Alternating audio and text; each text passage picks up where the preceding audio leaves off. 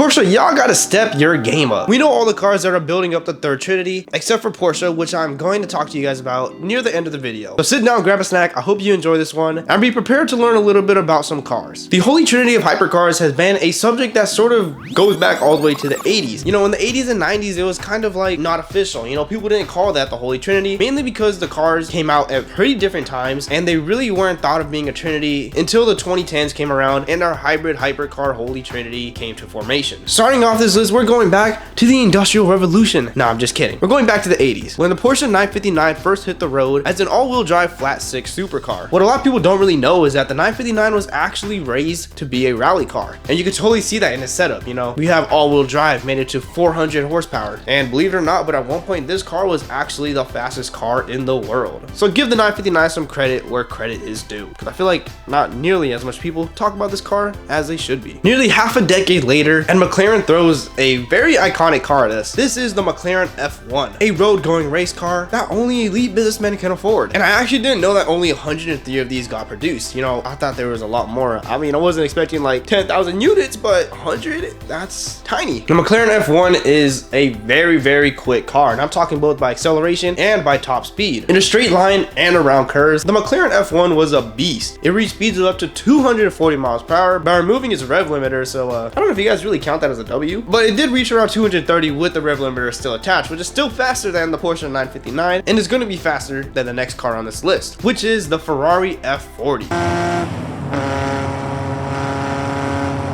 Out of all the 80s and 90s hypercars and supercars, the Ferrari F40 is probably the most recognizable one from this bunch. The angular design, the gigantic wing in the back, the red color, the V8 harmoniously revving to like 8,000 RPM. Everybody loved this car. This car is 100% the fan favorite out of these three. The car was no slouch also, hitting 60 miles per hour in 3.8 seconds, and with a top speed of about 201 miles per hour, it was pretty quick. It wasn't McLaren F1 quick, but it was up there. And a little fun fact about this car, but according to Ferrari, it was designed to be the most focused and lightweight road car the Ferrari ever produced. Fast forwarding about 30-40 years, and here we are. We are in the 2010s, and we're gonna be talking about the official hypercar trinity. You know, I can't decide whether it's a hypercar or supercar. I don't know what you guys consider these, but the 2010s holy trinity was the one that I grew up with. You know, being born in the early 2000s, these were the cars that took every young boy's heart. We all had a fascination with these, and one big piece of technology that these cars have that the earlier models didn't was hybrid technology. That gave us instant torque. It gave us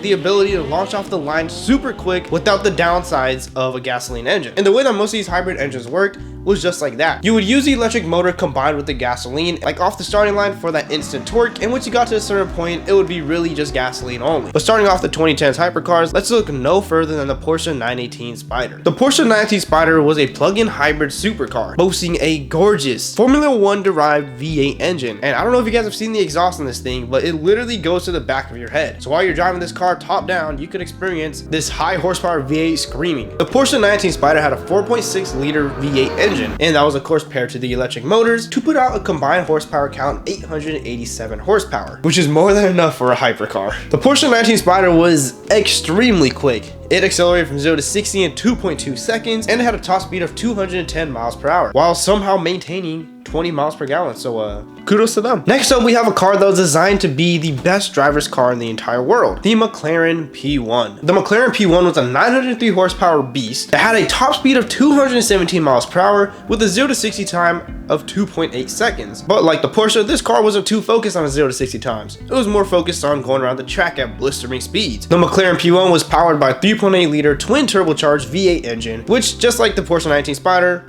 was combined with a hybrid driving system. Last but not least, we probably have what is the most famous car out of the 2010s holy trinity, that being the Ferrari LaFerrari. This car was kind of everywhere, from ads to movies to hip-hop. You know, my favorite artist has a song where they literally talk about the LaFerrari. And I mean, Drake, you know, that homie's kind of weird now, but he always talks about his LaFerrari. And those combined factors kind of cemented the LaFerrari as the most popular car out of this holy trinity. The Ferrari LaFerrari was a instant classic. You know, it shared similar design values to, I mean, basically basically every other Ferrari, but it was similar to the F40 if you really like get down to it and look at it. This car sounds amazing. I mean, it is a 6.3 liter V8 engine after all. And you might not believe me when I say this, but this car was sporting nearly 950 horsepower. 949 if you guys want me to be exact. It had a 7-speed transmission, and this car had a top speed of 217 miles per hour with a 0 to 60 time of 2.4 seconds. So you got plenty of power to go fast. Those three cars that I first mentioned were the first hybrid vehicles, or I should say hybrid supercars or hypercars from the manufacturers. So these cars really marked a staple as a turning point, and to just show everybody that hybrid power really could pack a punch. Don't leave yet, guys. We've made it to the final leg of my video, and we're gonna be talking about the current hypercar duality. Yeah, that sounds weird. But we're gonna be talking about the 2 cars that are currently up for sale and the 1 car that we need to make it happen, and what cars could potentially be taking this spot. So starting off this list, we have an absolute beast. We have the McLaren W1. I'm not gonna lie, the design on this car is actually insane. The design of this car looks like if an alien made it. And the design isn't the only crazy thing.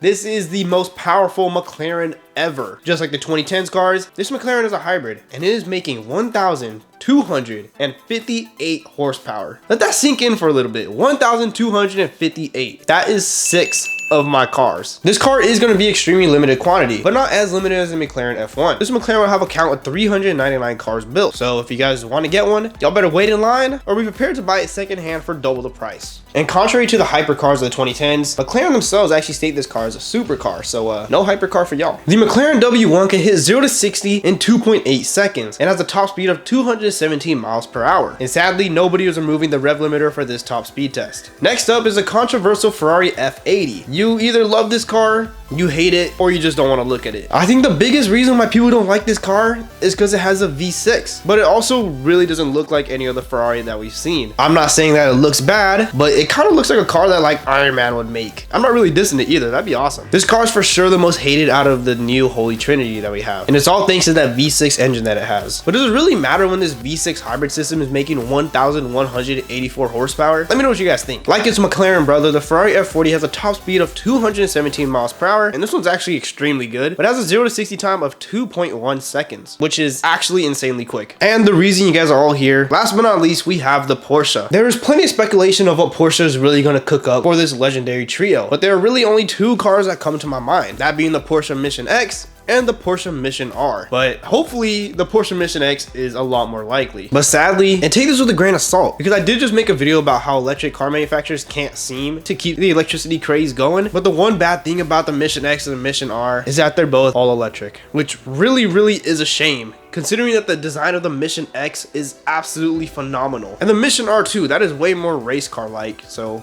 I don't know if that would belong in the Holy Trinity. But the Mission X is a beautiful car. Just look at these pictures that I found on the internet. Powertrain details are kind of unknown.